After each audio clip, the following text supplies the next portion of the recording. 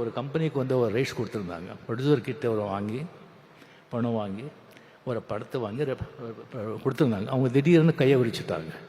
எந்த பணமும் இல்லை, உங்களுக்கு இது இல்லை அப்படின்னு சொல்லிட்டு. ஒரு விட மாட்டார். கோர்ட்டுக்கு போனார், ஜெயிச்சார். எல்லா ரைட்ஸ், எல்லா ராயல்ட்டி இவருக்கு தான். அவருக்கு தலைமை திஸ்திக்கு இல்லாமல் எந்த டிவிலையோ எந்த ரேடியோலையோ எந்த படத்துலேயோ எங்கேயோ கச்சேரி கான்சர்ட்டில் பாடக்கூடாதுன்னு சொல்லி 9 மணிக்கு அனௌன்ஸ் பண்ணுங்கன்னு சொன்னாங்க. எஸ்பி பாலசுப்ரமணியம் வந்து அமெரிக்காவில் பாடிட்டுருக்காங்க. 6 மணி. சாமி சாரி இப்போ சொன்னால் அவருக்கு பாடிட்டுருக்காரு, உங்கள் பாட்டு பாட முடியாதுன்னு சொன்னால் சட்டம் பைலா எல்லாருக்கும் ஒன்று தானே, என்ன இருக்கோ இது பண்ணுங்க. எஸ்பிபி வந்து டெஃபினட்டாக பாட மாட்டான், நிறுத்திடுவான். அப்படியே எஸ்பி கோச்சிட்டாங்கன்னு சொன்னால் அவனுடைய நண்பனே கிடையாது. அது பாடிட்டு இங்கே வந்து என்னை பார்க்குறான்னு சொன்னாங்க. அதே மாதிரி எஸ்பிபிக்கு வந்து அங்கே பாடிட்டுருக்காங்க. நியூஸ் போகுது.